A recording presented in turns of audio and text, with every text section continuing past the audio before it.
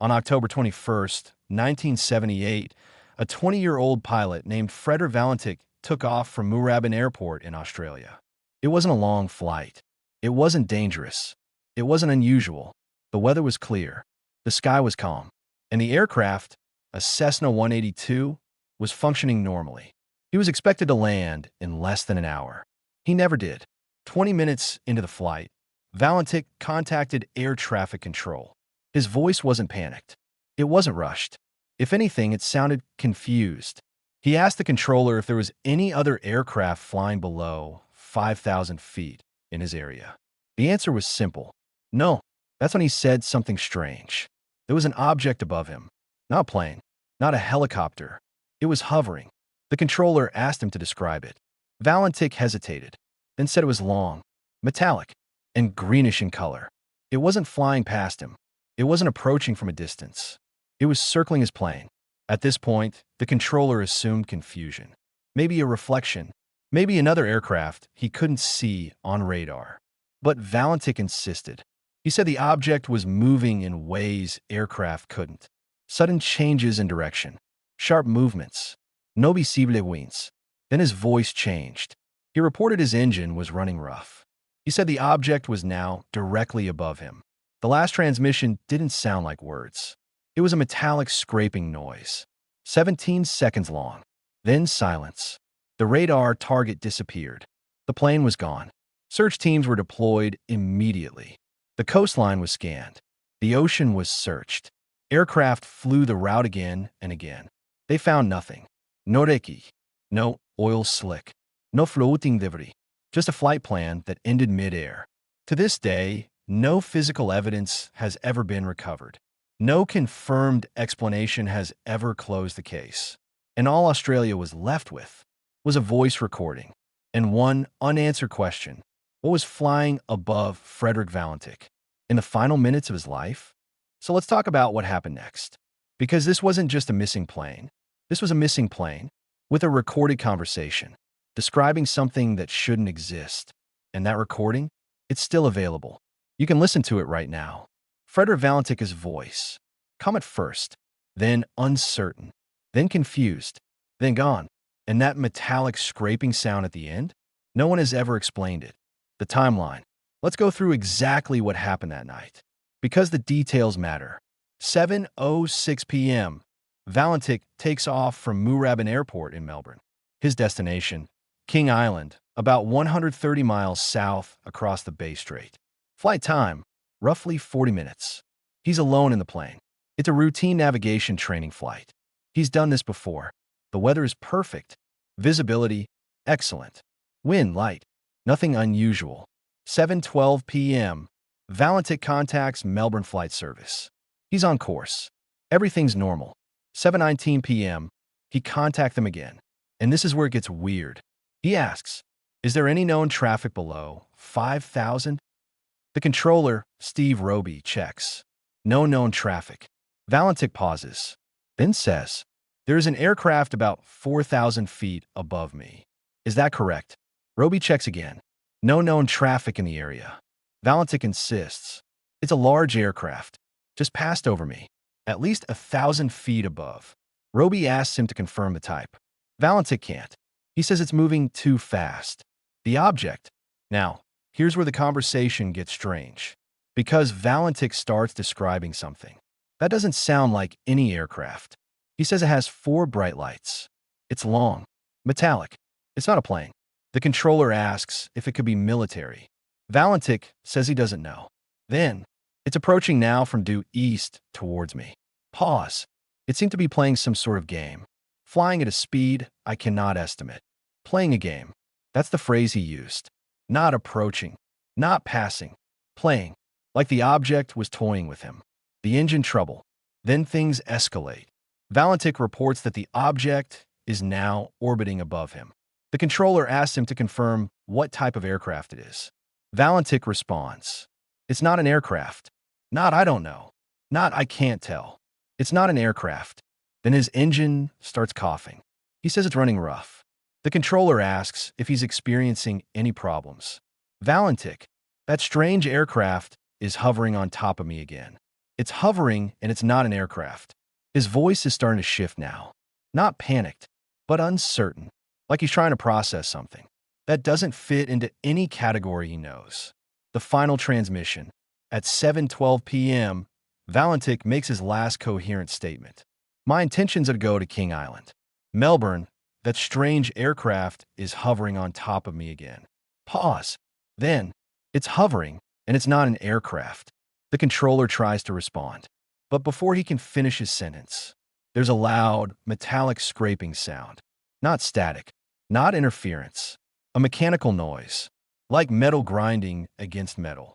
It lasts for 17 seconds. Then silence. Steve Roby tries to re-establish contact. Delta Sierra Juliet. Do you read? Nothing. Delta Sierra Juliet. Melbourne. Nothing. The plane is gone. The search. The Australian military launched an immediate search. Aircraft, ships, helicopters. They scoured the Bass Strait. They flew Valentich's exact route. They checked for debris, oil slicks, wreckage. They found nothing. Not a single piece of the plane, not a seat cushion, not a fuel cap, not even a floating chart. It's like the Cessna 182 vanished midair. And the thing is, the Bass Strait isn't that deep in most places. If the plane had crashed into the water, something should have floated, but there was nothing. The search continued for days, then weeks. Then it was called off. Frederick Valentich was declared missing, presumed dead. His family was devastated, and the world was left with a recording. And no answers. The theories. Okay, so let's talk about the explanations. Because over the years, investigators, skeptics, and UFO researchers have all tried to make sense of this. Theory 1. He got disoriented. Some say Valentich was flying upside down and mistook his own plane's reflection in the water for another aircraft. Problems with this theory. He was an experienced pilot. The Cessna 182 has instruments that show orientation. He described the object as above him, not below. You can't fly a Cessna upside down for several minutes without noticing. So unlikely. Theory 2. He faked his own death. Some investigators think Valentich staged his disappearance, that he flew low, landed somewhere remote, and started a new life. Evidence for this. He had allegedly told friends he was interested in UFOs. He had financial troubles. No wreckage was ever found. Problems with this theory. Where's the plane? How did he land undetected? Why has he never resurfaced in 45+ years? His family insists he wouldn't do that. Possible? Maybe. Likely? Not really. Theory 3. Military aircraft. Some think Valentich encountered a classified military aircraft and was either accidentally shot down or told to stay silent. Problems. Australia had no such aircraft operating that night. The US and other allies denied involvement. If it was a cover-up, why release the audio? Theory 4. He hit something. Maybe he collided with something. A drone, a weather balloon, a flock of birds. But that doesn't explain the hovering object, the circling behavior, the metallic scraping sound, the complete disappearance of wreckage. Theory 5. It was exactly what he said it was. An unidentified flying object. Not necessarily aliens, but something he couldn't identify. Something that behaved in ways that didn't match known aircraft. And here's the thing. The Australian government never closed the case. They labeled it unexplained, not pilot error, not equipment failure, not hoax. Unexplained. The witnesses. Now here's where it gets really interesting. Because Frederick Valentich wasn't the only person who saw something strange that night. Multiple people reported unusual lights in the sky. Over the Bass Strait on October 21st, 1978, a man named Roy Manifold was camping on the coast. He took a photograph of the sky that night. When the film was developed, it showed a strange, fast-moving object, leaving a trail. The timestamp? 7:12 p.m. The exact time Valentich disappeared. Manifold didn't know about the disappearance. When he took the photo, he only came forward after hearing the news. The photo was analyzed. Experts said it showed something, but they couldn't say what. Then there were the other reports. A woman in Apollo Bay saw green lights moving erratically over the water. A farmer reported a large object hovering near his property. Multiple independent witnesses. Same night. Same area. The Bass Strait. Let's talk about the location. Because the Bass Strait has a reputation. It's the stretch of water between mainland Australia and Tasmania. And it's known for strange disappearances. Over the years, multiple aircraft have vanished there. Boats have disappeared. People have reported unusual lights, radar anomalies, and unexplained phenomena. Some call it Australia's Bermuda Triangle. Is that fair? Maybe not, but the pattern is hard to ignore. What the experts say: the Australian Department of Transport investigated the case thoroughly. Their conclusion? The reason for the disappearance of the aircraft has not been determined. That's it. No mechanical failure. No weather event. No pilot error. Just unknown. In 1982, an inquest was held. The coroner couldn't determine the cause of death because there was no body, no wreckage, no evidence. The case remains open. Frederick Valentich. Let's talk about the man himself. Because he wasn't some conspiracy theorist. He was a 20-year-old with a passion for flying. He'd logged over 150 flight hours. He'd failed his commercial pilot exams twice. But he was working toward his dream. Friends said he was cautious, methodical, not the type to take risks. Yes, he was interested in UFOs. But so were a lot of people in the 1970s. That doesn't make him unreliable. And the recording? His voice doesn't sound like someone making things up. It sounds like someone trying to describe something they don't have words for. The audio, if you listen to the recording, there's something haunting about it.